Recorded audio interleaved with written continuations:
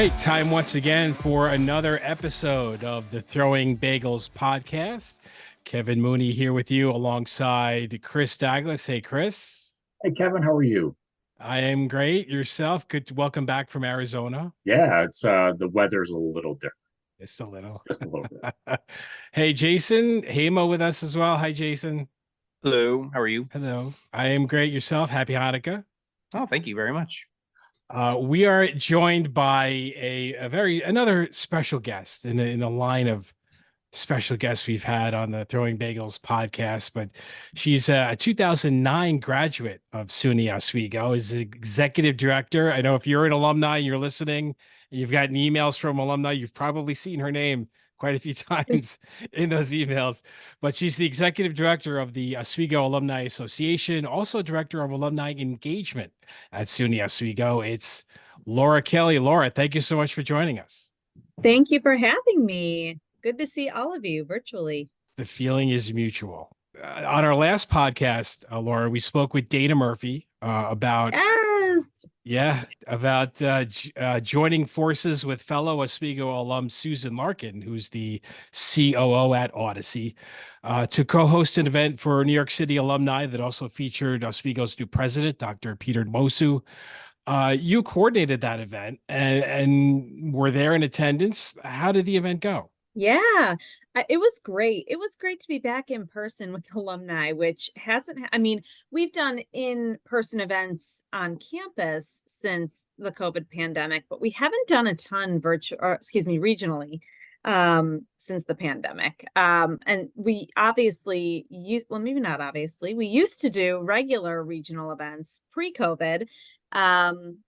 That obviously took a pause, and then we really took some time to ramp back up, and introducing our newest president was a good excuse to get on the road and meet new alumni and see old faces and familiar faces. So it was great to be back in person in Manhattan with so many of our alumni friends, colleagues. Jason was there. It was great to see Jason in person. And it was just so this is how I felt. Jason can share his experience too, but it was just so much energy in the room, and it felt like we actually needed a whole nother hour just for the networking reception piece of it. We had an hour of networking, followed by about half an hour to 45 minutes of hearing from President Wosu. But it was just so fun to be back, in the swing of things. And we had a lot of new faces that came to that event. Not always the case. When, pre-COVID, you would get a lot of the regular players, right? That know Oswego, love Oswego, come to everything that we put on for Oswego. But this was a lot of people that we didn't know, which was awesome. What did it mean to you to have two successful alumni team up to help arrange that event? It was great. So we started doing this right before the pandemic hit. We started doing more of this kind of alumni hosted event format, mainly because, even set aside the pandemic, as the virtual and technological world grows, alumni don't really need the alumni office anymore to help them stay in touch with the university, with each other. And so we were looking for kind of new reasons for alumni to want to come to an event, not just to see other people, which is, a huge reason why they come, but maybe to give them kind of an insider access piece through an alumni connection that they might not have otherwise. And so was the basis behind this Odyssey event. Dana, who you spoke with at the last episode, and I'm sure she shared this with you, kind of pitched the concept of reconnecting their COO, Susan, with Oswego, who hadn't been connected in so long. And so it was great to kind of have this uber engaged alum in Dana, former president of the Alumni Association, and she's basically an extension of our staff at this point. And Susan, who loves Oswego and values, so much of what she got from Oswego, but really hasn't stayed in touch as much as she, says she wishes she had. So it was great to reconnect her and tie in a cool, big city radio station component for alumni to get kind of an insider access there too. So it was great. It was great to have, and it just helps to put kind of an alum face to it. I'm an alum myself, obviously, but it's different when it's coming from staff invitations than when another alum is inviting you to join them and be in their space with them. So I can second that the event was, when we did the first part of it, right? Like you said, we could have had a longer time doing that because everyone was just talking to each other. And like you said, it was a very good mix of people there, right? There was, there were some older alums. There were some, I feel like I like to say I'm not an older alum, but at this point, I pretty much am at this point, More seasoned. And then you definitely had some a lot younger alumni who came out, which was good. Yeah. But then we had the Q&A, and I think that we easily could have gone in another half hour with, I felt like there was only like 3 questions, that we could have easily have gone way longer with that. Have you talked about kind of adding something extra to that next time if you do something again, like making it longer? Yeah, so 2 hours has always kind of been our standard event time frame, just as a pre-COVID and even post-COVID standard. And I think what was tough about that is because it's the city and it's the holiday time in the city, it was, some people didn't even get there until 10 minutes before we moved into the speaker portion. So that was tough on the front end of things. But I think it was also, there were a couple of things at play. Because we were in a space that was it's an actual office space. It wasn't kind of a bar where we normally are at a restaurant or bar that's just open past our event time and we can hang for however long.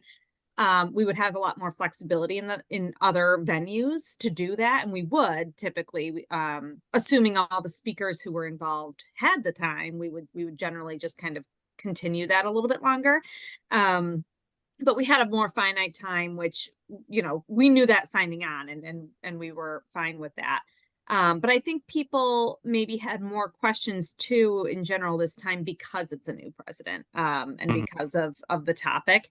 So we're hoping to host more of these introductory events for President Wosu over the coming, certainly year, but probably extending longer than that for, how much of his schedule can actually be accommodated to travel to all these places and do these events. But hopefully it will allow a lot more time for folks to get to know him, to ask some of these questions. And there's going to be a lot of virtual opportunities too. So hopefully if anyone felt like they didn't get their question answered, we'll have a venue to do that, whether it's another in-person event or elsewhere.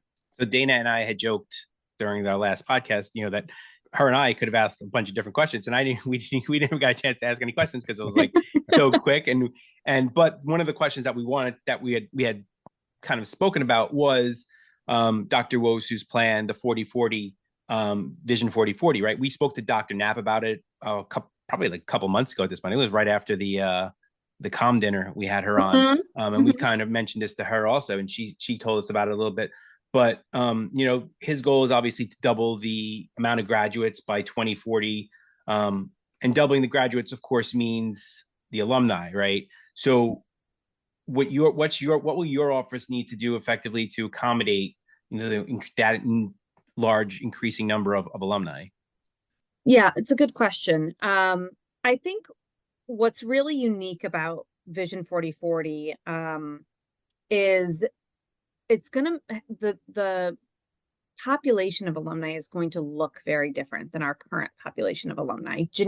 By and large, right now, our alumni population are those quote unquote traditional, either transfer 2-year from another 2-year or 4-year degree. There's certainly many graduate students at this point too. But with Vision 40/40, there's going to be a lot of, stackable credentials and micro credentials and various degrees that are maybe not those traditional 4-year degrees that help to accumulate to that total.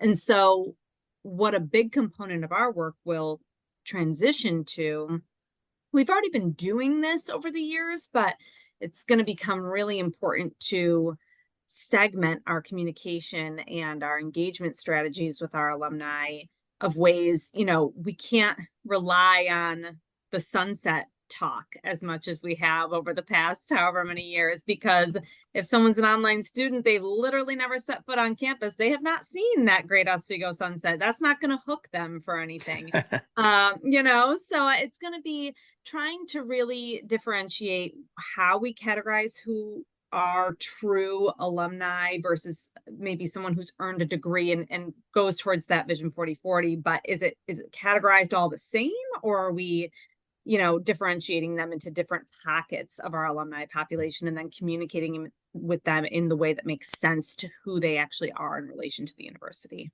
If someone comes in, right, they haven't been a student at Oswego at all, but like Dr. Wosu had mentioned during his speech at the event, he said, that someone could come in and just take a certificate, start, kind of get their feet wet, right, and maybe eventually you'll accumulate, credits here and there, and are they kind of they're not considered an alum, right? Or does that come out of your office, right? Like after you take one certificate class, kind of, and they're they've been done something with the school, but they haven't obviously graduated. Do you still engage with them, or is that still stays within another area of the school, of the college? I think that's what we need to figure out at this point. We really haven't done as much to the level that we're looking at for Vision 4040, these unique different types of certificate and degree programs and credentials and micro credentials. So that's one of the big questions on our forefront moving forward. When we look at this plan, those are the types of questions that we're going to be asking. Okay, so what are all these different pockets, and how are we going to treat them in relation to each other and in relation to how we've been doing the work of alumni engagement and communication and solicitations and philanthropy in the past. So certainly there will be differentiations between these different groups. We're just not sure what that looks like yet, because we really haven't dove into the planning phase of this vision yet. Got it. So you're obviously, like we discussed, you're also the director of alumni engagement. How does that go about? How does it go about engaging with alumni? How do you go about doing that? Oh goodness, there's so many ways that we engage alumni. So I am in my role, I oversee kind of all things alumni engagement, but typically our team is myself with a couple of other team members. Right now we have Stephanie Lamb Folds, so previously Lamb, now Folds, class of 2007 from Oswego. She's our senior associate director of alumni engagement. She will very soon be transitioning to a different role within our university advancement office. She is very interested in data and data management and analytics and things of that nature. So she's going to be transitioning into a role like that. So I'm going to be a team of one very soon, because we also had a staff member who returned to her family in New York City after being away from them since her freshman year at Oswego, 5 years before that. So we're gonna have a couple of job openings soon. But so right now I'm gonna be the one engaging all the alumni. No, I'm kidding. It's a full university and division effort. But we do things in the traditional way that you'd think of: reunions, events. We've already talked about regional events, virtual events, webinars. We have lots of ways that our alumni volunteer with us in the university. We have alumni awards that we solicit nominations for each year, and then a volunteer committee kind of reviews all of those and determines if anyone is selected for alumni award categories each year. We have ways that alumni, through our alumni sharing knowledge program, come back to campus and speak with students, or they do so virtually, now that that's a very easy platform to do, not just in the classroom, but with student organization meetings and groups and events. That's become a huge component of student life and how we helped with that retention effort is providing alumni mentors to students and sharing their experiences. It's really become kind of a flagship program for us, because it's so valued on both sides. The students find such value in it, but the alumni really love coming back and sharing their experiences. And first of all, I mean, returning to campus obviously is just fun no matter what when you're an alum, but in my opinion anyway. But it's a really unique way to show the function of a degree and the function of a job, and how you can kind of weave your way to so many different opportunities. And because you're a PR major doesn't mean you have to go to a PR firm and write press releases all day. You've got, this wide world of ways that you can use that. So that's another big way that we engage alumni. We communicate with them regularly through our alumni magazine, emails, e-newsletters. We obviously engage them philanthropically. We solicit donations and we ask for support for the Fund for Oswego to support current students and programs and scholarships and student emergency funds. And I'm rattling off a million things and I'm forgetting probably 90% of my job description as I'm talking, but there's so many ways that really anytime an alum connects with each other or connects with the university or connects with a student, that's all alumni engagement. And because the world has become, as I mentioned earlier, so easy to connect with each other technologically and virtually, it's finding those ways that alumni can do so that they find value in. It's not the same, we don't rely as much on what traditionally I think people think of as reunion for alumni engagement. It's so many other ways now, and helping to recruit students. That's another big way that we engage alumni. We use them in marketing campaigns. We ask them to sign letters to recruit new students. We have them make phone calls and send emails and greet families and prospective students at regional events and fairs. So it's kind of finding those ways that are outside of the traditional norm and providing value for advancing the university forward, as well as engaging alumni with each other and with their alma mater. Let's try to get to the other 90% of what's in your job. I know it's a lot, but I get, director of alumni engagement, but there's a probably significant overlap with your role as executive director of the Alumni Association. Yes. So what are some of your primary responsibilities as part of that role? Yeah, it's funny to have two titles. Really, it's the executive director role is particularly because the Alumni Association is an actual 501c3 organization, not-for-profit organization. We have a board of directors. That's one of my biggest job responsibilities. I don't see them as two separate jobs. They technically are two separate titles, but they're all one and the same for me. But we manage a board of about 30 volunteers who sit as board of directors members on that Alumni Association board.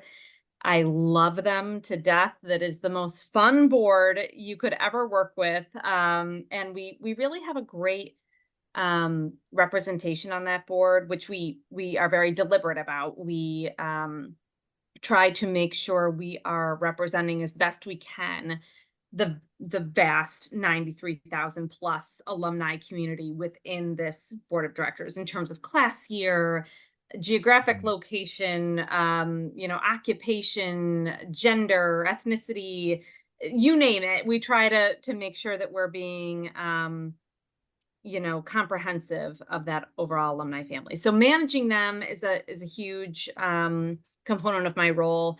coordinating reunion weekend, even though I keep saying it's not about reunion weekend as the main piece, it certainly still is our biggest alumni event of the year. It's the event that draws the most people at once to the university in terms of alumni. So I coordinate that effort. It's a 4-day, typically 4-day program with events all, Thursday through Sunday in Oswego, in the city.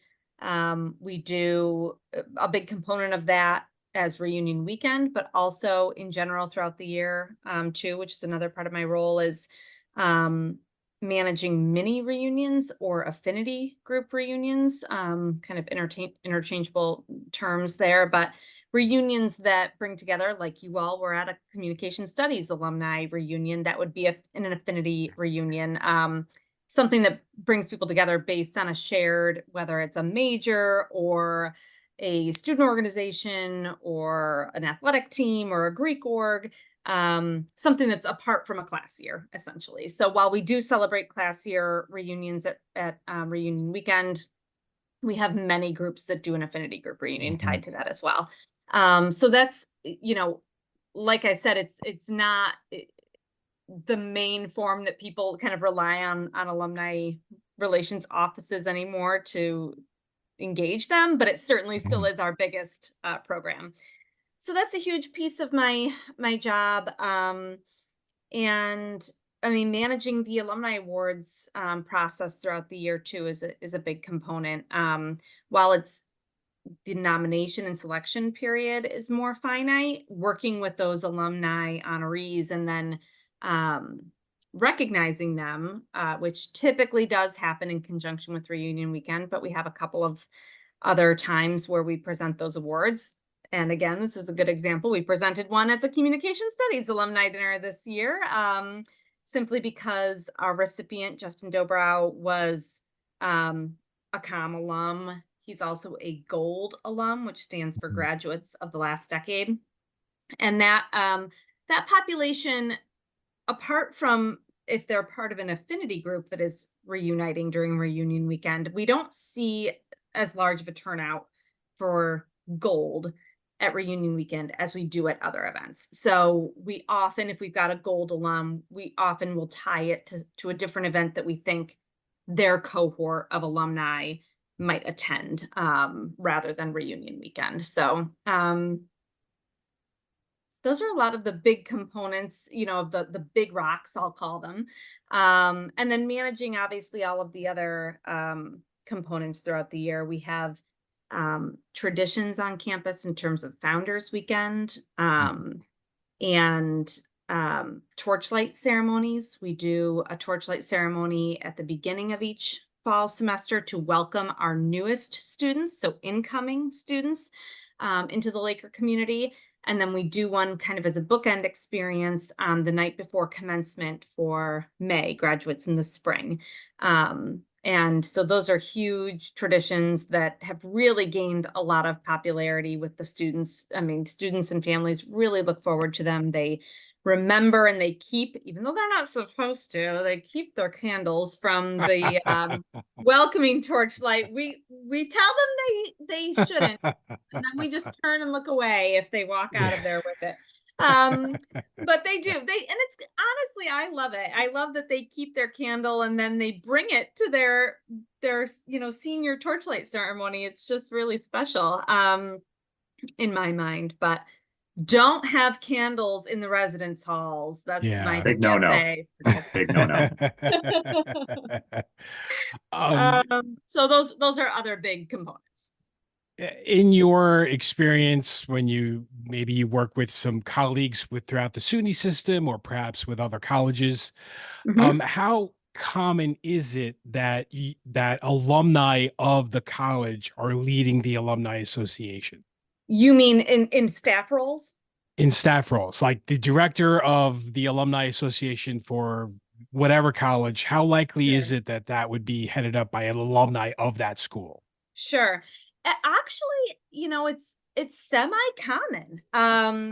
And I think what was unique at Oswego, my predecessor, Betsy Oberst, was in the role that I'm in now for 34 years or so.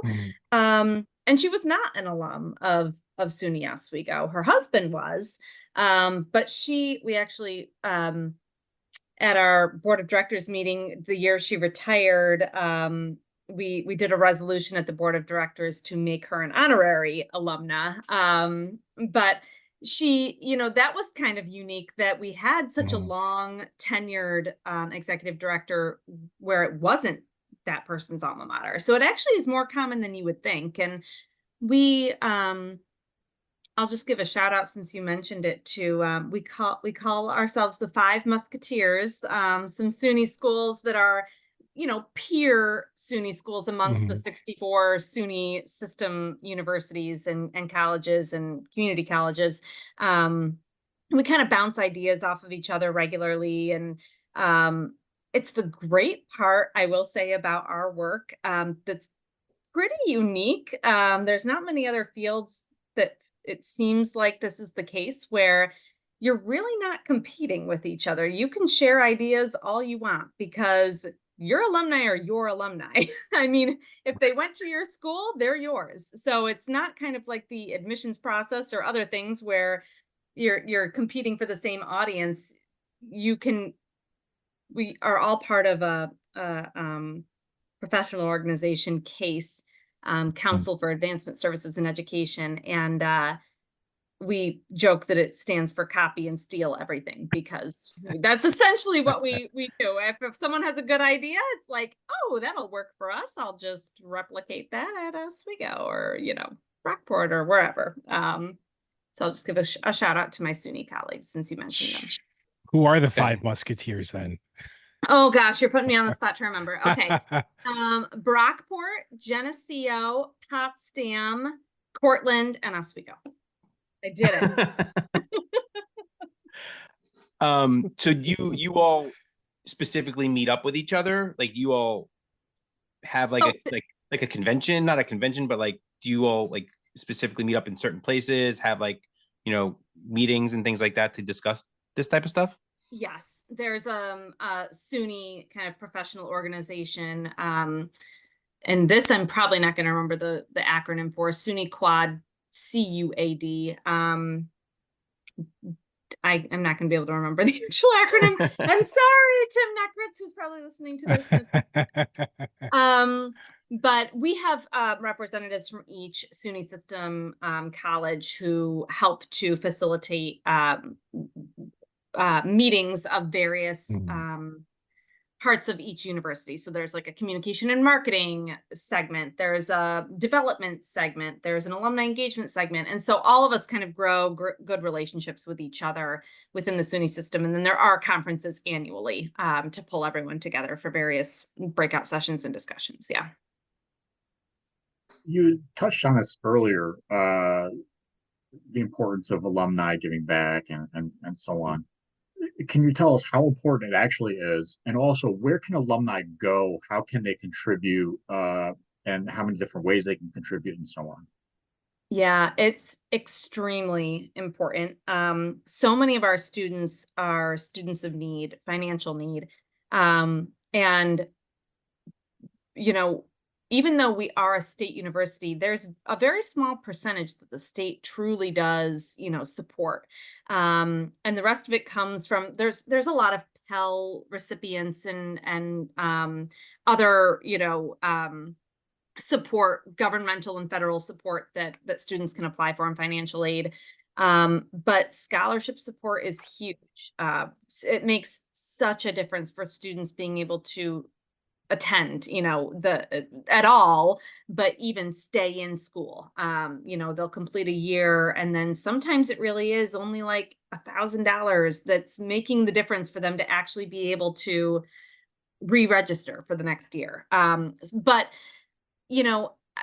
I think that sometimes people may think that because they can't make some huge contribution that it's not going to be worth anything at all. And that's so not the case. Truly, our annual fund division would, I mean, anyone would say this in our division, but participating annually with whatever, you can support makes the world of difference. The regular, consistent support of the Fund for Oswego. And people can, even though we would love unrestricted support that will just go to whatever the university needs it most for at that time, there is the option to choose what you make a gift to. You can donate to your specific department or student organization or athletic team, or you name it. The student emergency fund is specifically for students in financial need who are attending Oswego. Shop, which is our on-campus food and clothing pantry. So there's so many ways to give, in that way. There's also obviously, we've already talked about the donation of time. That is really important to us too. We acknowledge that there's, it's the chicken and the egg concept, really. You need both. You need financial support and you need engagement. So we do truly, our division is unique amongst many nationwide universities, that we truly do work hand in hand every day, engagement and development. But there's other ways to support. You can make a gift towards a fund that already exists, in terms of, a scholarship fund in memory of someone or in honor of someone. A lot of gifts will come in that way. We have challenges a lot of, well, not a lot of times throughout the year, but regularly throughout the year, at least a couple of times through the year. We will kind of challenge alumni during a certain time period, typically approximately a day or so, to reach a certain donor goal. And a lot of times you'll see that, because truly it is the number of people donating that makes the biggest difference, rather than a dollar amount necessarily. And a lot of times we'll have a very generous alum who is willing to make a large contribution if we reach a certain donor goal during that time period. And so that's a great way to kind of extend your impact. If you make a gift during one of those challenges, that then helps kind of unlock, quote unquote, a larger donation from an alum. So you are a 2009 graduate of Oswego with a degree in public relations. Yeah. So what led you to attend Oswego? Yeah, my whole family went to Oswego. Both my parents and my sister all went to Oswego. And actually, because of that, I was kind of against going to Oswego at first. But you're a legacy. And I'm really glad that didn't work out. But I'm from, and I currently still do live in Liverpool, New York. So I'm right down the road. It's a suburb of Syracuse. I'm right down the road from Oswego, and it felt what I think many of Central New York students who attend Oswego feel at first is like, why do I want to go there? It's right in my own backyard. I feel like I'm not going away for college. Well, I couldn't have been more wrong, but what really pushed me over the edge was I earned a presidential scholarship from Oswego. And so that covered my tuition for the 4 years, which was a huge, obviously, draw for me. And we still do have those scholarships, for academic based scholarships, essentially. So that's what really kind of pushed me towards Oswego. But I am so glad. I mean, obviously, my whole life trajectory changed from being at Oswego, but it's so nice now to have this family legacy component, which honestly, many of our alumni do have. They have, whether it's just one, parent and child, or a whole generation of alumni, but it's a really nice tie to have. And it was nice eventually to realize that it didn't matter how far away I was from home. If I didn't go home, I was still on my own at Oswego. And then it was just kind of nice because I didn't have to do laundry. I would just drive home and do laundry at home. Very convenient. I think I used the washing and machine on campus like twice ever. And the rest of the time I would just drive home and throw it in my mom's washer. Worth it. Yeah. Where did you go after you graduated? What were you doing after that? So it was a really short stint between me graduating and starting at the alumni office. So I actually started with the alumni office as a student intern my junior year at Oswego. I was the senior class coordinator my junior year, which was an interesting role, but it was a great public relations experience, event planning and communication internship. And after I completed that my junior year, I stayed on. They had a paid kind of student administrative office assistant role my senior year. So I stayed in that position. And then spring of my senior year, a longtime staff member in the office kind of retired semi-unexpectedly and earlier than anyone expected. And she was in charge of their reunion weekend reservation process, which is a time-consuming role. And one that was necessary at the time. I mean, it still is, but at the time it was really crucial for managing all of the reservations that were coming in for reunion weekends. So they actually hired me on as a part-time. I was working like 20 hours a week there during my spring semester senior year. And I stayed on after graduation to finish that through reunion weekend of 2009, which just so happened to be the largest reunion we've ever had, ever at Oswego. We had 1,400 people back that weekend. Wow. And so it was a lot of late nights for me playing catch up with having a full class load. And I had another internship off campus at that time, and I was the lead in the musical at Oswego at that same time. So it was a really busy semester. Wow. But it was awesome. I loved that experience, and I learned so much from it. And I left that summer. So after completing reunion, I transitioned out of that part-time role, and I went to be what I was sure I wanted to be for the rest of my life, which was a wedding planner, because I had watched the movie with J-Lo, and I was sure my life was going to be exactly like that. And turns out brides are not that much fun on a day-to-day basis. Wow. I mean, they had that term bridezilla for a reason. Wow. Yeah, it's yeah. I mean, I never had any crazy experiences, but it was just not I learned quickly that it wasn't what was going to be fulfilling for me. It was the event planning piece was great and I enjoyed it, but I really missed the relationship building component of the public relations end that I got from the alumni engagement, side of my work that I had been doing in my internship and as the reunion reservationist. So Betsy actually called me. That was late summer of 2009. She called me in, I think, March of 2010, and an associate director of alumni engagement position had opened up. And she was wondering if I would, come interview for it. And I did. And so I came in April of 2010, and I've kind of been in various roles leading up to this ever since. So what's that? Almost 14 years now at this point. Crazy. So besides acting, obviously, did you do any other extracurricular activities when you were at Oswego? I sang in State Singers, which is kind of like a select choir.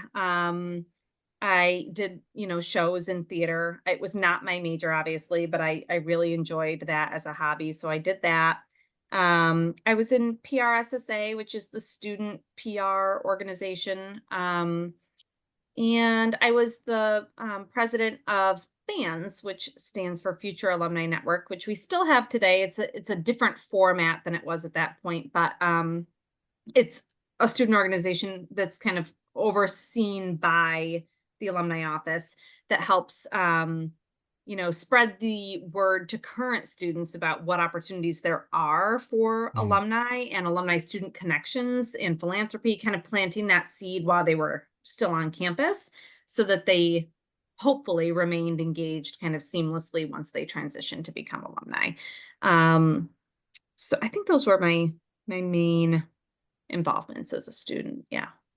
Did you want to belt out a show tune at all, or like has it been too long? You don't want me to belt out a show tune at this point. And the last time I did a show was, I don't even know, 2015, I think. So it's not that long ago. I missed it, but it's really time consuming to do theater. And once you have a job and children, it's tough to carve out that time. Next alumni event, we'll have to have you sing. Yeah, we do. We have to put her on a spot next time. That's right. Yeah, we have to. So prepare next time. All right. I'll just now that we know. That's right. Yeah. From now on, I'll just nervously scroll to see. We'll pay some fees to get the rights to some tunes, and we'll put you on the spot. Oh boy. So as we do with all of our alumni, Oswego alumni, we like to ask these following questions. Oh boy. The chicken patty. What is your go? First of all, did you like the chicken patty? And second, what did you do with the chicken patty? How'd you put it together? What was your condiments and so on?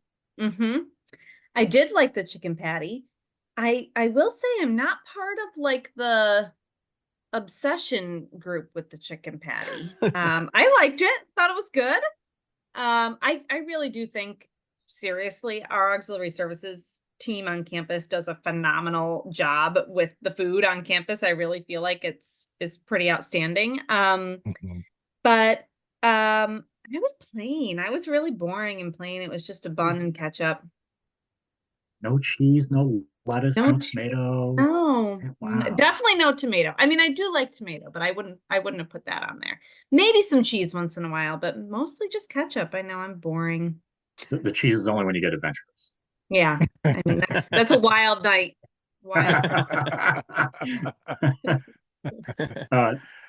Speaking of wild nights, after a good night of drinking, we all decided to go to the sub shop and order our cheeseburger subs.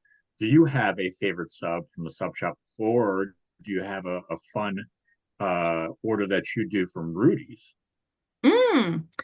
So I'm not a huge seafood person. So actually, I mean, I loved Rudy's for the atmosphere, but I would really only get like Texas Hots there. I wouldn't do a lot of the seafood from Rudy's. So Texas Hot was my go-to order at Rudy's.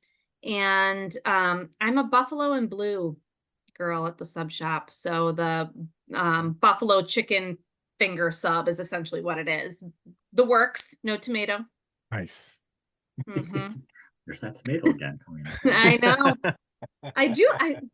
I throw and shade at tomatoes. I do like tomatoes. I just not on any of these apparently sandwiches. And I'm with you on tomatoes. Yeah, well, tomato would like to have a word. Okay, I mean,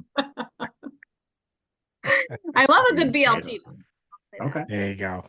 You didn't ask me this, and I hope I'm not jumping the gun on a question, but I will say for anyone coming to campus anytime soon, I don't remember this as a student. I don't know if they had it and I just didn't have it, or if it didn't exist when I was a student, but the black bean burger on campus is amazing. If you like a good black bean burger, it is delicious. So good. I do. I think pretty sure that was around back in the day. Was it? I'm pretty sure. There's no way I would have gone near it, so I'm pretty sure I don't remember it. It's just a fact. I don't do vegetables. It was not on my freshman 15 menu. So no, I don't do vegetarian. So not on my periphery. Okay. I will say, I mean, I like vegetarian stuff. It doesn't taste like it's vegetarian though. It just tastes delicious. But side note about the freshman 15, I just volunteered on Friday night. So what's today? Monday. So just a few days ago, campus held a late night breakfast for all students that was open to all students, pancakes, bacon, sausage, eggs. and all the staff worked the dining hall. So I was in the serving line, but I have not been to a late night since, I mean, I was a sophomore, I think, in college, and being in Cooper Dining Hall for a late night at the Cooper Creamery, where I really did gain my freshman 15, was a surreal experience being a adult. What's the Cooper Creamery? Oh, it's the ice cream place in Cooper. We didn't.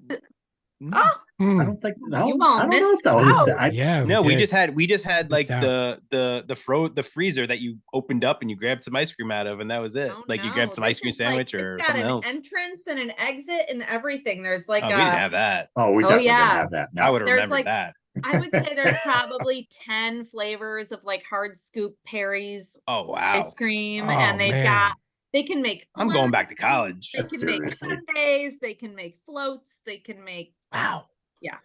I would have been a frequent flyer in that Yeah, place. I man, know. I would have lived there. I know. Seriously. Man. Nothing compared to the Hewitt late night though. That Hewitt Hall, or well, I'm so used to saying Hewitt Hall now because we're changing the hall. Hewitt Union late night Yeah. was the best late night, I would say. So Yeah. let's go back to this ice cream for a second. I love to talk about ice cream. I'll talk about ice cream all day. do they make like shakes and all that kind of stuff? And like, Yeah. can you take it out with you? Because I What? know like they're very anti like taking things out of the dining hall. I don't know about that. I don't know. I took mine the other night. I don't know if that was, Uh-oh. I don't know if I was supposed to. Ruh-roh. Spoiler. Don't quote me on that. It was in a disposable cup and I was volunteering at the event. So I took it. But I don't know if they let you. I'm not sure. That's a good question. Hmm. I I think I'm gonna have to make a trip up there. I know, right? Now there's so many I things I mean- want to eat now. Jeez. Seriously. calm down. Where did you live when you were on campus? When you were at school? My freshman year, I was in Cayuga, and my sophomore year, I was in Oneida. And then I moved off campus for my junior and senior years. You How didn't about you have a all? house. Where were you? I was I in was in- Cayuga, and I was in Cayuga. So I came out there my sophomore year. I moved off campus for my junior year and moved back on campus to the Mackin complex Oh, my yeah. senior year, which was awesome. Yeah. Were you I in a was- single in Mackin? Yes, Yeah. yes, it was excellent. Yeah. No one to bother you. I was in Fennell my first 2 years. Okay. And then Kevin and I lived together in Hart our junior year, and that was when they reopened it again. That was the first year it was Okay. reopened again. Yeah. And then I moved off campus my senior year. Okay. I did Seneca for my first 2 years, and then with Jay and Hart, and then I had a single in Lonis. Awesome. So we ran the gamut other than the Yeah. lakeside dorms. Everyone I thought know. I was crazy. I specifically requested Cayuga when I was a freshman. Yeah, I requested Fennell. Yeah. Rather than the lakeside dorms, I just felt like it sounded more fun to be on. It used to be called New Campus. I guarantee you Right. they don't call That's it New Campus I was gonna say, always do they refer call to it- it as New Campus. Do they call it that anymore? Like, what do they No, call? they call it West Campus. West Campus. Oh, that's what- boring. So what is Fennell and Hart called? Mid campus? I don't know. I feel like they don't really have a name. They're just Hart and Fennell. Yeah. Is Johnson Central. still the freshman dorm? Yeah. Mm-hmm. And they have some things well, don't quote me. I actually don't know this. I haven't talked about this in a long time or heard about it, but they used to have programs that the students used to have to do, kind of like community service hours type of thing, because they lived in Johnson Hall. So We did that in Hart. oh, did you? I don't know if they still do, but Mm-hmm. I don't know. Well, Laura, your ice cream secret is safe with us. We won't tell anybody. Okay. Don't worry. no one's gonna hear it. Keith. Yeah. Except for all the alumni. Not being recorded or anything. So, right. No, not at all. Thank you so much, Laura, for joining us, and thumbs up to the Santa Claus earrings. That's a very nice touch. Thank you. They're very Yeah. fancy. I like them. I know they've got a little bling on them. Yeah, I like to be festive this time of year for my children who are very excited for Santa Claus to There you come. go. But I wish everyone happy holidays and happy Hanukkah and Kwanzaa and anything that you celebrate this time of year. Same to And you. happy New Year to us all. And that was Laura Kelly, fellow alum of Oswego, and also the executive director of the Oswego Alumni Association and director of alumni engagement at SUNY Oswego. So, yeah, I kind of imagine that there's never a dull moment for in No. Laura Kelly's life. Yeah, I mean, she's constantly talking to different people. Mhm. I mean, like I told her, I couldn't do her job. There's no way. There's it's so she's got to be on point all the time and things like that. Mhm. I give her a lot of credit. I don't think I could do that. I know I couldn't do that. I mean, it'd be kind of fun, I think. Just, I mean, you Go get for to it, meet so Chris. many Go for different it. people. I could, yeah. I mean, she did say that is there an opening, or are they combining Yeah. Two positions, openings. or At some point. yeah, maybe Right. I'll throw my name into the ring there. Go for it. Go for it, man. What are they gonna say? No, that's the No, worst they could say. That's the worst they could say, that man. is the worst they can say. Then you can So- send your You're son to school there for free. Look at that. Yeah, if he wants to go there, sure. Hey, It would save me some money. That's for exactly. There you go. Be like, you're going to Oswego, buddy. sure. I don't Free. care what you want to do. Exactly. They got plenty of majors. Pick one. yeah. But I think at the end of the day, as the three of us are all graduates of Oswego, I think we're grateful for what her effort, what she's done to this point, whether it was helping arrange the meet and greet with President Wosu at New York City, or the annual reunion, or the calm dinner. Mhm. It's just a lot of terrific initiatives. So, and she's really a driving force behind all of it. So I think it's great to speak with her, and we're uh, really grateful for all her efforts. So. Yeah, definitely. I mean, Yeah. it was just I met her I met her for the first time at the calm dinner. It was, Mhm. she did a phenomenal job getting all that together. And, we were able to meet so many different people that I hadn't met before. That's how we met Dr. Knapp. And, we were able to bring other people even on our podcast that we had met from there. Yeah, exactly. And looking forward to more events that the Alumni Association puts together as well. Mm-hmm. So this has been really haven't discussed a whole lot, but hot stove baseball really in full force, and that includes just the Otani situation was nuts. I mean, we thought that Bananas. it was like if Taylor Swift was a baseball star, like that was the coverage. It was insane. So Seriously, John Paul Morosi saying that Otani got on a private jet in Santa Monica and flying to Toronto. Turns out it wasn't Otani that got off the plane. Nope, not exactly. It was John Hirschfeld from. It's such a great story. Like you're not expecting someone from Shark Tank to come off the airplane. You're expecting a baseball player to come off the airplane. It's like, oops, Right. sorry about that. And of course, he had to walk it all back. Yeah, poor guy. That was a rough one. But then what? 2 days later, maybe turns out Otani signs the richest contract in sports history. Yeah. I don't even. Well, I mean, maybe not sports history. I don't know about soccer, but at least 4 major sports in the U.S. I would say it is sports history. It was. I think anyone that comes close would be Messi, and I don't think it comes close to 700 million. Okay, No, so 10 years, $700 million, and it turns out that it was his idea to defer 680 million of that. He makes $2 million a year for 10 years for the length of the contract, and then for the next 9 years after that, he's getting paid $680 million. Talk about setting yourself up for life. Yeah, Mia style. Yeah, more money. He's blowing Bobby Bo out of the water. Oh my goodness! Now going to be can't wait for that anniversary. Now Dodger Day.